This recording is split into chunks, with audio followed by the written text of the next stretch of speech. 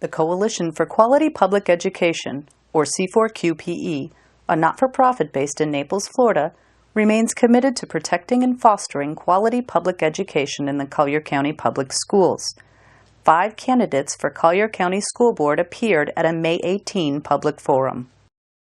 Past school board decisions that relieve previous superintendents of their duties prior to their contract expiration have cost the district nearly $1 million. Here, the 5 candidates discuss the issue of retaining current Collier County Public Schools Superintendent Kamela Patton. If elected, would you vote to retain or fire Superintendent Patton? I think what we have to do is we have to look at the accomplishments. In the past 5 years, we've reduced the budget $54 million. We've increased our spending, we've increased our graduation rate by 12%.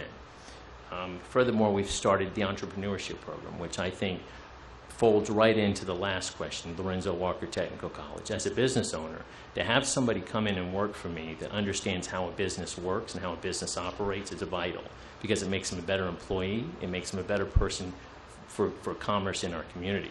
And when they go to get a loan from a bank to continue their own business, they'll understand how it works. So I think a lot of the programs that Dr. Patton has started are vital.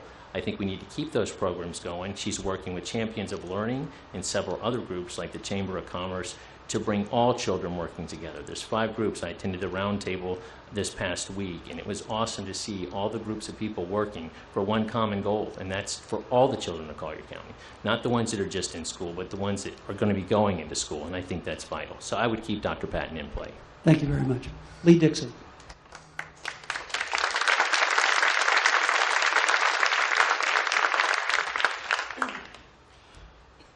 Well, that's an interesting question to start off the forum with.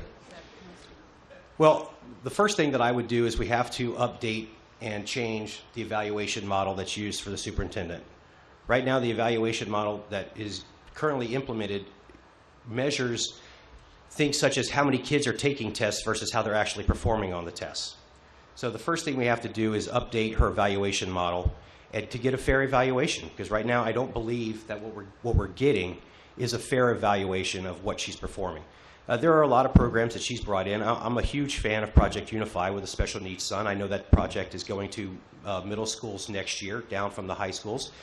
So it's a great program, but I just don't believe that right now the evaluation is being implemented properly for us to make a fair assessment. John Bruner. When you are the CEO of a company, you're not going to make everybody happy, right? And I think that there are certainly a lot of things that we can change in our administration, but I don't think that changing the superintendent is one of those changes. We need to give her an opportunity to grow as a CEO. We need to give her an opportunity to maybe take some CEO courses or something if that's something that we find necessary. She's done a lot of good things. She has reached out to the community, and as you all know, if you've lived here long enough, this community has gone through a lot of changes with the superintendents and with the boards, and she's brought stability to that.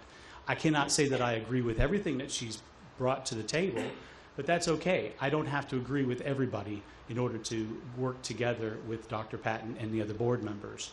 It's a collaborative effort, and we need people on the board who think outside the box. And so I am that kind of candidate who will unite people, think outside the box, and work together in unison to make this school district the best school district in the country. Thank you. Mr. Okay, being involved in the school district for the last 12 years, like I said, with my kids, there have been a number of opportunities or times when I have disagreed with things that the superintendent has done or been unhappy with programs that have been implemented. And with every time that I have reached out, she has gotten right back to me. And I may not have always agreed with the decision, but I have respected her decision and her decision-making, the way she makes her decisions. She's been able to explain everything to me. Furthermore, she has increased our graduation rate. She's broadened the AP and the ACE programs for our gifted children. We are an A-rated school, obviously, that all of you know. And being able to cut the $54 million, I think, is huge, and getting us on a path to being debt-free in 10 years is even greater. So I am really happy with the things that Dr. Patton has done, and all of the things that John said as well, reaching out to the community, so I would definitely keep her. Thank you.